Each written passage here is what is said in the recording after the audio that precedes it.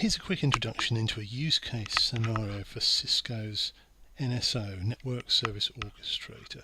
If you don't know much about Cisco NSO, I'll give you a quick block diagram overview.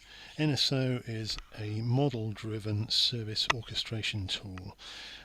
The northbound interface can be REST, GUI. It's got its own GUI built in, but you can use REST to build your own. It can be CLI in familiar flavors that are quite like Junos and iOS, depending on which is your preference. And you can just post API calls directly into it if you wish. So that's quite versatile. And NSO speaks to different types of devices in order to create services across the network through routers, switches and firewalls, depending on what you need to make. So it speaks a variety of languages to these different devices, depending on whether they need to be using CLI or netconf or something else.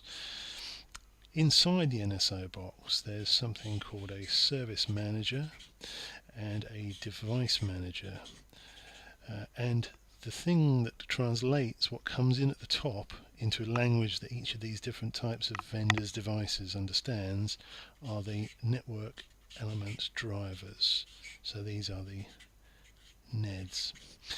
So the device manager is a Yang model of all possible configuration values that a particular router or something might have, so that NSO understands the full gamut of possible configurations you might apply to a particular device. Traditionally you buy these from Cisco, but in the upcoming version 5 NSO you'll be able to model your own if you've got a device that isn't supported, for example. The thing the user creates is the service model,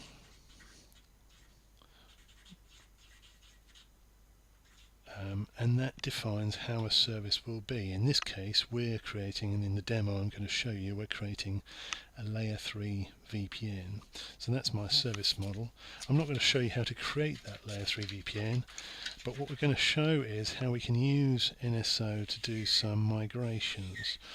So in the lab we've got P1, P2 and P3 routers connected by and these are all virtual routers. They're connected inside a VMware cloud.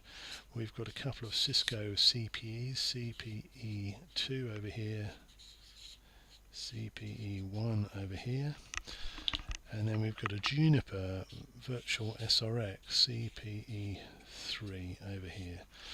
And what is currently configured across this network is a service, a layer 3 VPN service that runs like this. On the LAN side of CPE1 is a host that we will be able to do a trace route from to see the hops through this network. And the use case here is that, you know, if you want to move a customer to a new CPE or to a new P router, or a PE router rather, you would typically hop onto 2 or 4 devices, in this case 2 PE routers and 2 CPE routers in order to make that change. I'm going to show you how, without touching the command line, we can move all the configuration that was on here onto this CPE3 device. And this, don't forget, is Junos, and this is iOS. So we will translate the configuration as we go. So that means the 2 IP addresses on either end of this access circuit will move down here. The BGP session that's up here will move down here, and this BGP session is supported by BFD as well, so all of that will move over here at the same time, and it'll be done reasonably seamlessly. So I'll just switch to the demo now and show you that actually happening. So let's get started with the demo. Here is our CPE show run. We can see that this is our Cisco, this is CPE number 2. We can see our Cisco config here, gigabit Ethernet 2, VLAN 1234 with an IP address. And if I do show IP BGP neighbor, we can see there is a neighbor that's up and it's using BFD to protect the session it's been established for a minute, in fact. If I look on the virtual SRX, the Juniper device, show configuration interfaces, the only interface configured there is the management one that I'm talking to it over. Show configuration protocols. No protocols at all there. So that's our starting point. I'm not really going to make any changes at the CLI here. I'm just using it to show or to validate what's been configured. So if you remember, the service runs from CPE1 to CPE2. If we log into Cisco NSO here via the GUI, we can look at the devices that are under management here, and we can click on all of these to see these devices are the ones we are expecting to be able to reach from NSO. We can see if we can connect to them via NSO, and then this in sync column establishes whether NSO's database and understanding of that device's config is in sync with the actual device's config out on the network. So that's the key difference really between a tool like this and an Ansible script, which is that NSO understands exactly how the device is configured right now, so long as it's in sync with the device. Whereas Ansible doesn't have any understanding. It's got no database telling it how the device is configured, so it tries to push a change, but it doesn't know what's there already. So if you want to modify a service, so creating things in Ansible is really easy. Modifying things is a bit more difficult because there's no client-side script understanding of what's there. So that's the main thing about Cisco NSO that makes it so good. If I click into the service manager, we can see this is a bit strange about Cisco NSO. It's got two GUIs actually, an older version, and this is the more modern one. Button bars at the bottom, the sort of navigational panel, which is a bit strange. So you've got the commit manager for when you've made commit changes. You'll be able to see a little star will appear there to say there's a change ready to be committed. The dashboard, the config editor, the device manager, and in this case the service manager. And we're going to go into the layer 3 VPN type of service. This is the thing that the user specifies. The user will need to construct or architect their service in a particular way and then publish it in this service manager. In this service manager, under layer 3 VPN, we've got one service, 4 devices called Camazoi, and we'll pop in here. It's got BFD enabled on it. It's got the customer VLAN 1234 on all the access circuits, so you may want to change that. It's got 2 PEs and 2 CEs in this service at the moment, and we're going to be changing from PE2 to PE3 and also from CPE2 to CPE3. And this is the most interesting one down here because this is an iOS device at the moment, and we're going to be turning it into a Junos device. So as I click into CPE2, you can see there's a kind of breadcrumb trail of where you are in the service. So you can click back up the layers without too much bother. This is an ID specifying this access circuit. So we're just going to change that with an easy drop down CPE3. Junos device CPE3 doesn't understand interface naming gigabit Ethernet, so we're going to change that to GE. And it's not GE2, it's 000 in this case. V4 address stays the same, the V4 mask stays the same, except when we're deploying on Junos we're going to ignore this type of mask and we're going to use a mask length notation instead. The neighbour address, the AS number and the remote AS are all going to stay exactly the same. If you're an ISP, we could have hid this. We could have hidden this because the remote AS will always be 64512 in our demo. So there are a few refinements we can make to this demo. If I click back up to the CPE layer, now I can see that this one's changed and the other one hasn't. I'm going to click back up to the service layer. I need to also change the PE2.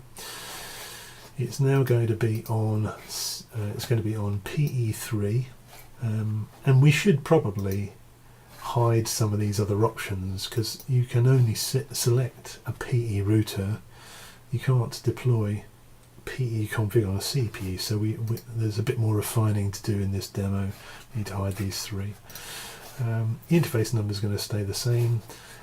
The PEs are all Cisco iOS, or iOS XE, so all these things aren't going to change. So let's click back up to the service level. So you can see there's two things: the PE and the CPE have changed, and now our commit manager is showing with a star. So let's click on there. And you can see it's just evaluating the changes at the moment. So it's trying to work out what things need to be changed versus what's currently in the database.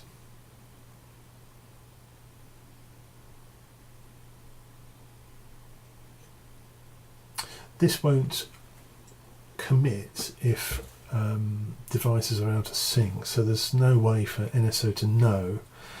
If there's no sync state between the device and NSO, there's no way for it to commit anything because it doesn't know what it's committing is going to be valid. So we can see here are the old values and here are the new values, fairly easy to see. We can click and see if there's any warnings. Let's have a look at the configuration. So we can see on CPU2 we're going to be deleting all of these things. And you can see NSO language just adds a couple of layers really. These 4 layers are slightly different, but otherwise it's quite similar. Well, actually that looks like Junos, but where we're creating Junos configuration, it looks very like Junos. So that's what we're going to be adding. That's the equivalent of that red stuff we were deleting just up on the left there. You can see it's making a BGP neighbor and it's going to deploy BFD on that as well. So that all looks pretty good to me. So I'm just going to commit that change and it's going to go away and think about it. Let's have a look at our VSRX. No protocols there yet.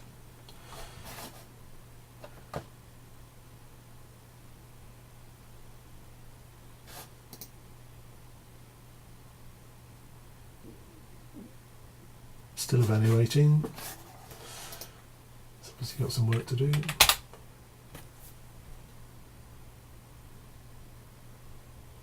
And now we can see there are no changes outstanding in NSO to deploy to the network. So if I flick back to this VSRX, show configuration protocols, now we've got a BGP group with a neighbor in it, show config interface. We've also, alongside the management interface, we've got a GE000, show BGP summary, and we've got a neighbor with, in fact, some prefixes have been received. So show protocol, show root protocol BGP, and we can see this network here, 164.1.0. is coming in over BGP. My local network, my local access circuit is 164.2.0. My local interface, as you can see just up here, is 164.2.2. So that's my local network. So I should be able to, if I flick to, I've got a Linux host sitting on the edge of the network.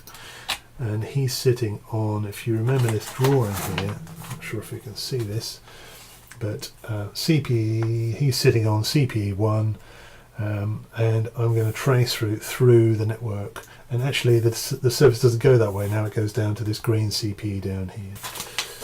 So let's try that 100.6.64.2.2, trace route that, my friend. And we can see a couple of the devices. There are 4 hops being shown here. 2 of them are overlapping in the centre of Germany. But there you go. There's my starting point, CE1 LAN going to CE2 WAN interface. Obviously, that's a DNS resolution issue, so that we probably need to change that. But there you go. So as you can see, it's pretty easy. Pretty easy to do a migration between iOS and Junos, as long as you've got your service definition correct, without actually even touching the command line at all. So there you go. Thank you very much for watching, and hopefully have another video soon.